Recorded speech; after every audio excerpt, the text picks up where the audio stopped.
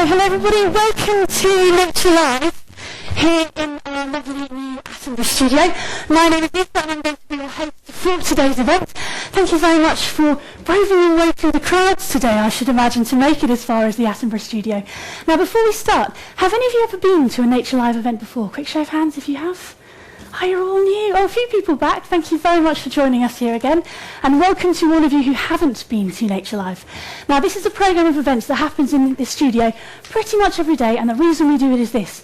When you've been wandering through our galleries today, hopefully most of you would agree with me that we have quite a lot of stuff on display in the Natural History Museum, yeah? Quite a lot of stuff. Well, what you see in the galleries is just the tip of the iceberg, because behind the scenes, behind all those staff, doors marked staff only, we have over 70 million specimens, and that's everything from skulls and skeletons and bones through to skins, plants, fossils, insects, gemstones, all sorts of different things. And what we like to do with Nature Live is give you the chance to find out a bit more about what goes on behind the scenes here in the museum and in other universities and places.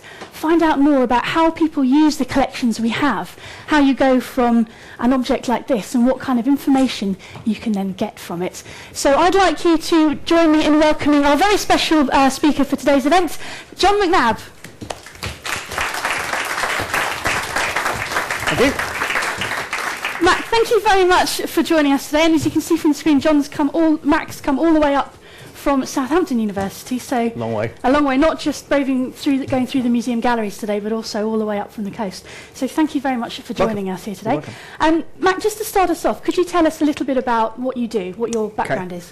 I am an archaeologist, and I have the privilege to direct the Centre for the Archaeology of Human Origins, which is in the Archaeology Department of the University of Southampton, where we have a teaching and research foundation investigating really anything to do with human evolution. Although mostly our work is on looking at tools, looking at material culture, the things that our ancestors have made, and like looking to see what the relationship between ourselves and our ancestors are and the tools they made and how we in a sense made each other. Okay, and also, so does that sort of involve looking at the evidence that we have for our ancestors, not just, I suppose, the skeletons and things, but also the things that they made? Things that they made, yeah. All right, okay.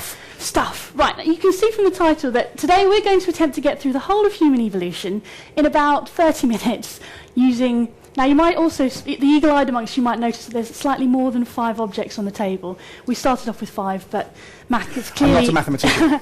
We need a few more things to get the stories out there. Thank you very much for bringing these along with you as well today. We're going to find out more about the stories behind them.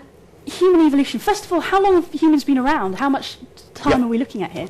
Humans, as you and I would understand them, everybody in the room today and everybody alive in the world, have been around for less than 200,000 years. So we as a species, modern humans, are very, very recent indeed. Our ancestors, though, go back a lot further than that. Possibly some of our earliest ancestors could be 2.5 million. That is for our own group, the family that Homo sapiens belong to. And then, of course, they will have had ancestors going further on back again. Okay, so we're going to we're going to start further back and then sort of move through time forward into the future. And we've got a bit of a timeline up here as well to have a look at the different types of ancestors that we've had. Okay. Just to start us off, what's the first object that we're going to look at here? Well, we're going to start with the humble flake. Now, these are 2 examples of the humble flake. And a flake is a portion of a rock that was stuck onto what we call a core, and it was napped, it was struck off deliberately, and off has come the little flake. And the reason that I've started this talk with those, if we could go to the visualizer, please. Good? There we go, yep. Can you see this little triangular feature here? If you concentrate on that, just at this little point here, that tiny little mark there. That's a telltale giveaway sign that this has been made by a human or an ancestor of a human a long time ago. Nature can't produce the features that we call percussion features. So right from the very beginning, we've got a methodology that allows us to look at rocks and determine those which are part of the natural background and those which have been made or adapted or fashioned by humans. And we're looking at these very strange little features called percussion features. And when we find those on artifacts, then we've got a really good idea that this has been made by by a human or a human ancestor. And the reason why I've started with those is it's a good chance to explain something of the methodology that we use in identifying these kinds of artifact.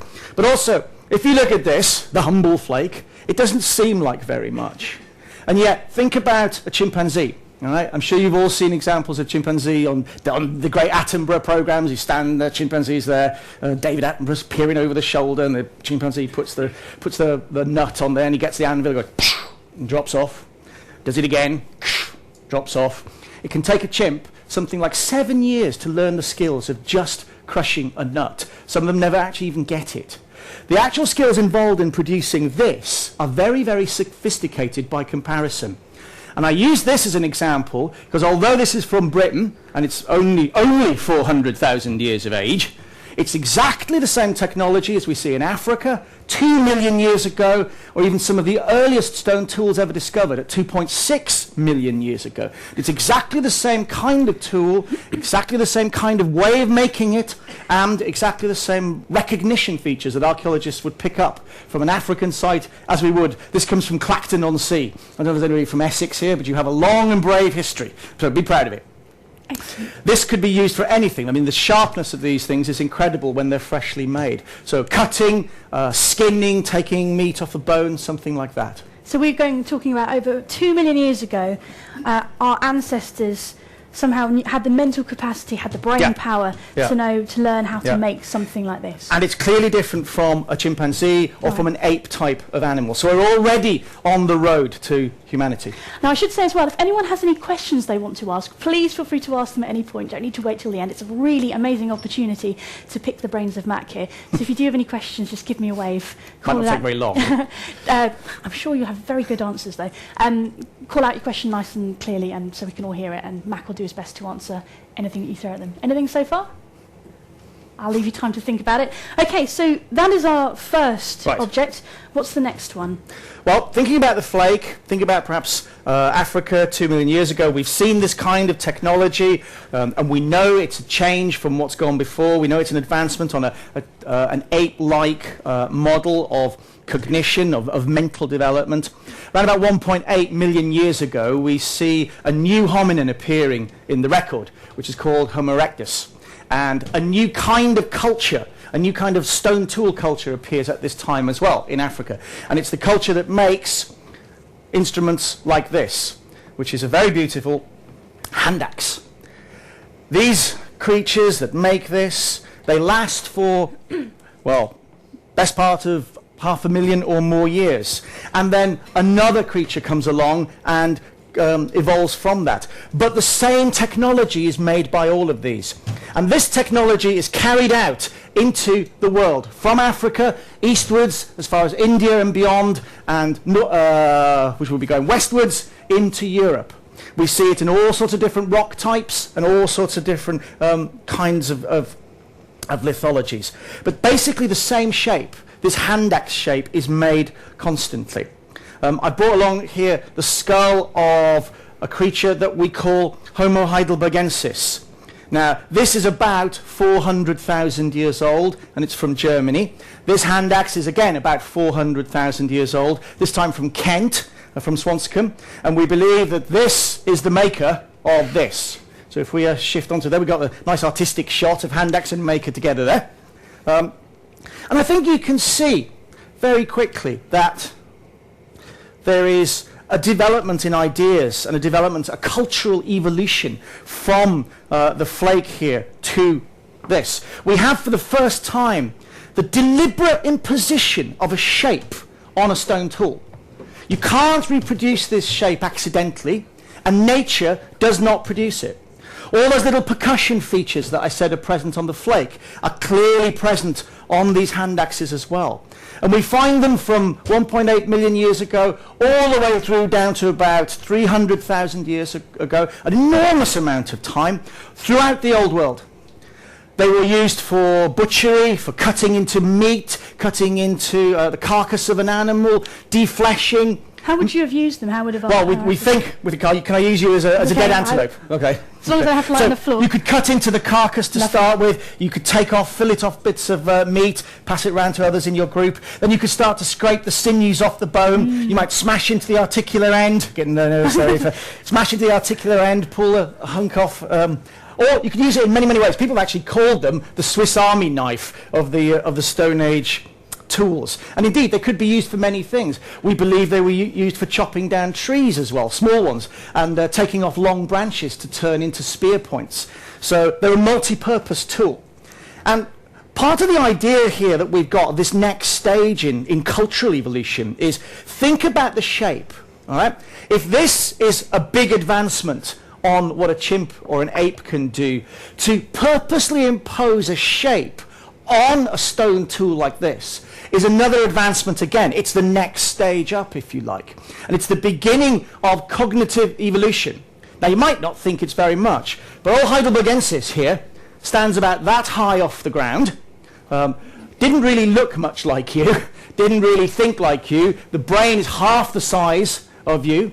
So for that to produce this and have it as such a flexible tool is really a big advancement in cultural and physical evolution as well. Okay, so we've got this is the start. Yep. We can clearly see there's a leap on to the next one. Yep. At this point, I just want to ask, does anyone have any questions, or is there anything you'd like to know a little bit more about? Yep, question over there. How did they sharpen axes? The axes. Good question. How did you sharpen it? Well, you make it by percussion, by knocking pieces off, and you have the naturally sharp edge. Resharpening it would be the same process. You'd trim away at the edge. And in fact, on this piece, if you come up afterwards and have a look, you can see the small resharpening facets where the big scars from the primary manufacture have been overlain by secondary trimming as they've resharpened and re-edged it. They are really very multi-purpose tools in that sense. They can have a long lifetime. We find them very, very small indeed. So, they've been carried around, used a lot. In some cases, they must have been favourite objects. Or in areas where there was no naturally good stone that you could nap. You'd want to keep the ones that you've got safe and sound and reuse them. Do we have any other questions? Oh, yeah, one at the front. Fantastic.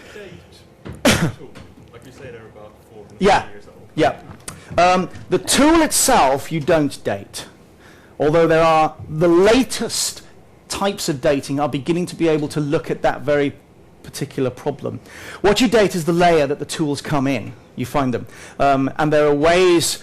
For this example, it's called optically stimulated luminescence. They take a sand grain and they measure the amount of radiation that's in it, compare it to the amount of radiation that there should be in it, compare the two together, and by various scientific things that I don't understand because it's way beyond my ability to cope with, they come out with a date of, within, say, 1,000 years or so of when it actually when the thing was buried. So they're dating the layers and by association what's in them. So just to check from my point of view, for the layers, you mean, so you know that... Yeah, the stratigraphy, the layers of the so soil. different like sand and mud and whatever gets laid down in layers, and then the older ones are at the bottom, Yes, so the further that's right. down, the further back in time. Yeah, Okay, that's brilliant. right. Yeah. Do we have any other questions? Okay, I think we're going to crack on to our next object. What have we got up next? Well, here we've got what's known as a Lavalwah core, named after a district in Paris, Paris-Lavalwah, where this kind of tool was first discovered. If you hold it just a little bit further forward, we can get it under how are we doing that? Okay, there's an example that you can see up there. This is, if you like, the next stage on from this. These creatures, we believe, made these Handaxes, and the Handaxes start to fade out of the record about 300, 250,000 years ago or so, when we begin to see this new Lavalwah technology enter the record. We believe, at least initially, it's made by the same creature, although that is a little contentious and we haven't got a lot of the evidence we'd like to support that. But we believe that to be the case. Now, bizarrely, imagine an orange. Okay? You've got an orange. And an orange, perfectly spherical. All right? If you slice off the top third of an orange, you're going to get three things. One is a cut orange. Two is a slice that is perfectly spherical, perfectly circular. And third, if you look at it in cross-section, it's going to be D-shaped, flat on the one side and convex on the top. And effectively, if he doesn't break it, We'll get into all sorts of trouble if we break anything at the front. Yes, it's all right if I break. Okay. Effectively, what this is the top of an orange. They create a dome. They start by making some rough flakes on the bottom, then they use those as the platforms to carefully shape the other surface, making this domed effect. The reason being, when you strike on the edge, you get off, effectively, the orange slice. You have something which will always be more or less circular and will always be D-shape in cross-section. Now, this is what we would call conceptually standardized. The idea is standardized, the idea of making an axe. But you can't make two axes exactly the same. They'll never be identical. This is not only conceptually standardized, it is physically standardized as well. You will make the same thing all the time. Why? Because you're following a technique that always guarantees you the same end result. And this is the next stage, if you like, in cultural evolution. It's a way of standardizing, it's a way of making things more or less the same. And that could be important because we believe that by the time we've come to the making of these 300,000 years or so, the hominins who are responsible are starting to use culture as a message. Now, you and I as modern humans, we use our material culture to signal all of the time. Just look around you, look at the clothes you're wearing, look at the umbrellas that you bought, look at your shoes, your glasses, your phones, classic example. All right? This is material culture, sending messages about you, and we as modern humans, we constantly do that. How far back in the record does that go? When do we see that beginning? Well, we think that starts here. The standardization is something that is very modern in that respect. So what we're seeing here, we think, is the beginnings of material culture being used like we would use material culture. That's an important shift up, a gear up in terms of human evolution. Eventually, these are made by Neanderthals 60, 70,000 years ago. Now, Neanderthals are, supposedly this very simple, brutish caveman sort of thing. And it's not. The Neanderthals' brains are more or less the same as ours. They're certainly as big as ours, and in some cases we found specimens where Neanderthal brains are bigger than modern humans. And they're making this very, very sophisticated technology. So we're beginning to ask questions about the nature of society in terms of material culture. And that's important. It's amazing we're going from just so far mostly looking at these flint tools, these stone tools, just how many questions they raise, but how much information we can get about the people who were making them. And remember, we don't find just one. When we excavate a site, we find hundreds of them. So it's the cumulative evidence of everything that's happening together that we use to ask and then try and answer these questions. Okay. Do we have any other questions at this point from you guys? Anything else you'd like to know a bit more about? Cool. Yeah, we've got one over there. What's this third one specifically used for? Well, we believe it's more or less the same as the handaxe. For cutting, you've got a very, very sharp edge, actually a much sharper edge than this. So cutting would be a part of that. Again, scraping, possibly processing of carcasses and things like that. There's also an argument to be made. This, for example, once I've made it, as the gentleman's question over there, the best I can do with this is resharpen it. And eventually it'll get too small to either hold or use. What we found with the Lavalwah technology is we found through refitting on very well-preserved sites that they will carry a core with them, and it'll start out as a big core. They'll make a flake, all right? They'll use that. Then they'll re-prepare the core. They'll take off another one and use that. And then they'll re-prepare the core, use that. So you actually got what is a sustainable technology. It's a much more durable and sustainable technology than the Handaxes, for example. And we believe that the makers of these are out in the landscape, hunting mammoth, hunting large animals and what have you. They're away from the sources of flint. We think the makers of these were more or less tied to the sources of the rocks where they were, because they weren't able to range further out. But we believe that the technology that was able to do this and make so many examples from just one nodule allowed them to expand their range further and move away from the sources of rock. So that's an important part of what of their advancement, if you like. Cool. Do we have any other questions? Yeah, we've got one there. Are there different sorts of methods associated with different groups or stages in evolution, or do they cross over and it's all sort of... You mean at the same time? Well, if that follows that, is that because they've got different species of... Well, we believe to begin with that the Homo heidelbergensis makes the Handaxes, and we believe that the later version of the heidelbergensis makes the Lavalwah as well. We then think the technology carries on into the next evolutionary stage, which is the Neanderthal. We find in Africa this kind of technology as well, actually associated with an entirely different creature. There's only so many things you can do with stone, in a sense. So they're reinventing the wheel to some extent. But as they ratchet up to the next stage, they reinvent a new kind of wheel. I'm not sure if that answers your question properly. Okay. Any other questions? We're going to have to move on a bit, I think, to the next item. Okay. Which is, now I recognise this from working at the Natural History Museum, because there's an interesting story behind this one. Could you tell us what it is and what the story is? Famous in the Natural History Museum Slightly is embarrassing. the Piltdown skull. And I'm sure many of you are well aware that Piltdown was a forgery. It was perpetrated in 1911, 1912 by a very, very clever individual who we still don't know who it was, who created a fraudulent human ancestor at a time when there were some very, very specific theories about what a human ancestor should look like. Had to have a big brain, long before they were sort of standing fully erect and had begun to look like modern humans. The big brain came first, according to the beliefs of the time. And the forger produced exactly that. This is the portions of the skull of a modern human, with probably the jaw of an orangutan and the canine teeth of some other ape of some description. We don't really know what it is.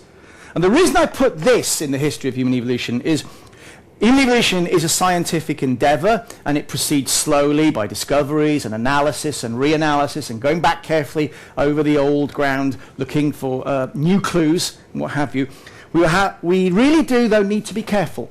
Science is a practice that should be done with great caution and should be done, I think, with great respect. Be clear of the questions that you want to ask and how you're going to go about answering them.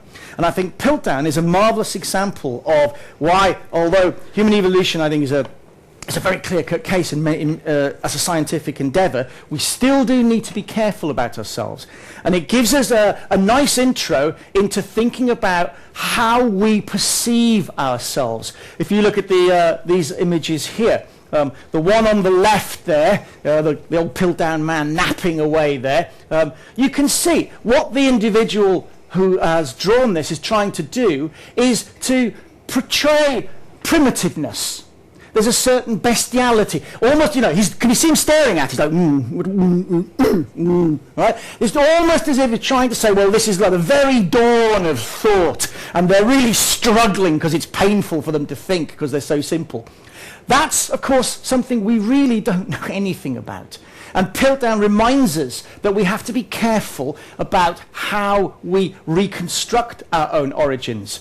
If you look at the image on the right, that is an image of something called Pithecanthropus erectus, what we call today Homo erectus, which was found in Java in 1893, 94, somewhere around there. At a time, even before Piltdown had been fraudulently placed on the world of science. And you can see in that image, they're struggling to think of what an ancestor might look like. And what they've done is take some features of a human, some features of an ape, and put them together. If you look at the big toe and the bottom part of the foot, it's a very, very ape-like image. But the creature itself is standing on two legs. It's very human. Look at the length of the forearms, the big, big thumb, very ape-like. And yet, if you look at the gaze, the actual look of the creature itself, it's very human. You can see how the illustrators tried to brought out its sort of contemplative gaze. So he's trying to mention it, give a human aspect to it. I'm never quite sure whether he's trying to commit suicide or not. He's got this sort of long dagger thing in his arms. And if you're doing that nowadays, it would be a mobile phone and there'd be sort of just texting going on. But again, I think it gives us this idea of thinking about what it is our ancestors were, and thinking about them as products of the natural world, as products of natural selection, which has shaped them to be animals which live within their particular natural surroundings. And I think Piltdown's a great example of just being careful about how we do that. And it's interesting as well because all of what you've been talking about so far today is entirely at the mercy of what you found. Yes, totally. So you can only only gather totally. the evidence that's available and draw your conclusions from that without speculating beyond the bounds of what's available to you. Okay, now we're going to have to move on to our last item because we're nearly out of time. Do we have any final questions before we finish up? Anything else? No. Okay, let's go on to our last one. This is one of my favourite specimens now. This is a great bit. Doesn't look like much. It's a cast, and it's a cast of an engraving, an art engraving, and you can see a very old image of it up there. And obviously, it's a mammoth. Now, I'll put it on the visualizer. Here, hopefully. Yes, there we go. I was well positioned. And if I alter the light, can you see the head area here? And the trunk here? And the sort of shaggy mane at the back here? Now, this was discovered in the early 1860s in caves in France. Cave art, when it was first discovered, was widely disbelieved. Nobody thought at that age humans would have been making beautiful artistic representations. So they were thought to be every bit as fake as Piltdown, even though Piltdown came long afterwards. And somebody pointed out, and quite rightly so at the time, that mammoths were extinct. We knew about mammoths because we had their bones. The skeletons were very different from any form of living elephant that had been in existence for the last 2,000 to 3,000 years. So we knew about mammoths, but we had no idea what mammoths would look like. And this is one of the very earliest pieces of art, ancient art, ever discovered. And it was important because it was clear that the person who made this had seen a mammoth in the flesh. They'd seen real mammoths and had depicted it in these marvellous representations. The only way you could do that is if you had been genuinely there when mammoths were around. You couldn't sort of fake that or make it up. So this is a very important piece in the history of archaeology. It's a very important piece in the history of human evolution because it gives us the very beginnings of our understanding of Paleolithic art.